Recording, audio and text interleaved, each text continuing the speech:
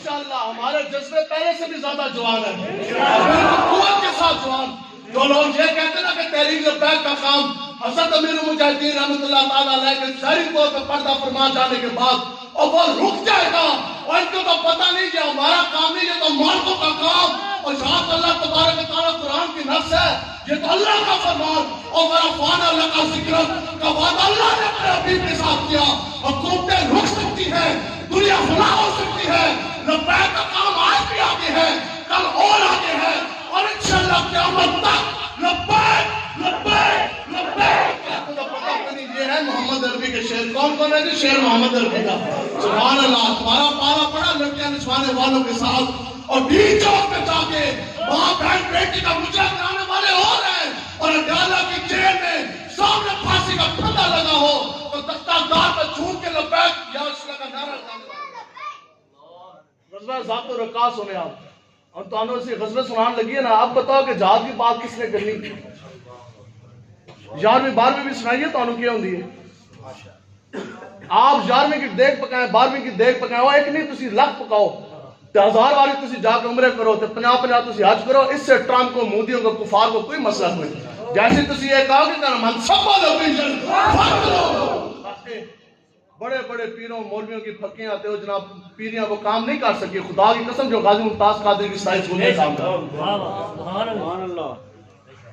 اور سنو وہ 12ویں بھی سنو تو 11ویں بھی سنو، ایسی 12ویں 11ویں جی ہیں۔ حضرت غوث اعظم کے آپ نے اگر وہ 12ویں 11ویں تو نام پکان دے نا الباط ہے، حضرت غوث اعظم نے تسی خطبات میں پڑھو کے ہیں۔ 12ویں سنے جی 12ویں حضرت سعد بن ربیع رضی اللہ تعالیٰ عنہ۔ غزوہ اور جب ہوا نا اتنی شدید کفار کی طرف سے پتہ ہے پاسا پلٹ گیا تو کفار نے جناب گمسان کی لڑائی لا کے مسلمانوں کا لشکر جو ہے وہ گھر میں آ گیا۔ حضور علیہ السلام نے حضرت محمد بن مسلمہ رضی اللہ تعالیٰ عنہ کو بھیجا حضرت سعد بن ربیع کی طرف، اور یہ وہ صحابی ہیں، یہ ہیں حضور کے شعر جن کے بارے میں یہ ہے کہ یہ 4 صحابہ ہیں، حضرت زبیر بن عوام، حضرت مقداد بن اسود، حضرت محمد بن مسلمہ یہ اور حضرت عبادہ بن صامت، یہ 4 صحابہ ہیں جن کے بارے میں یہ مشہور تھا کہ یہ ایک صحابی 1000 کافروں کے ساتھ اکیلی جنگ کیا کرتے ہیں۔ حضرت عمر فاروق نے جنگ میں بھیجے بھی،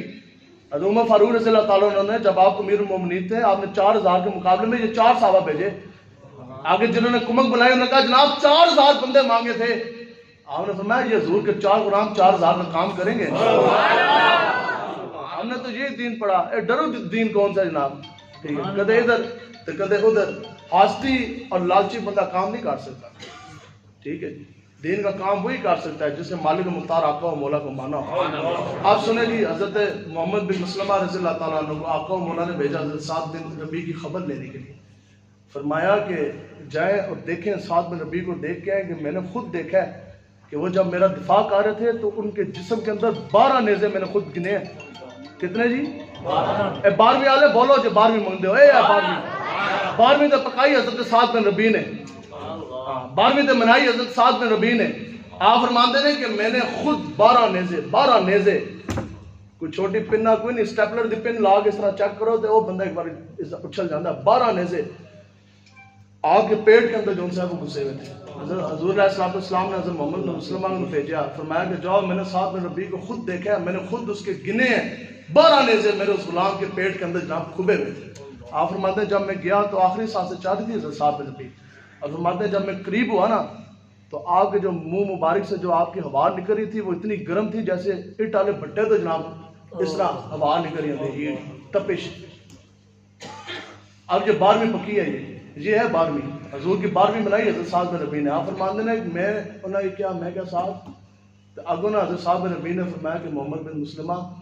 فرماتے ہیں کہ 12 نیزے پوری طرح میرے جسم کے اندر گھس چکے ہیں، جینے کی بھی امید باقی نہیں رہی۔ 2 چھوٹی بیٹیاں تھیں آپ کی،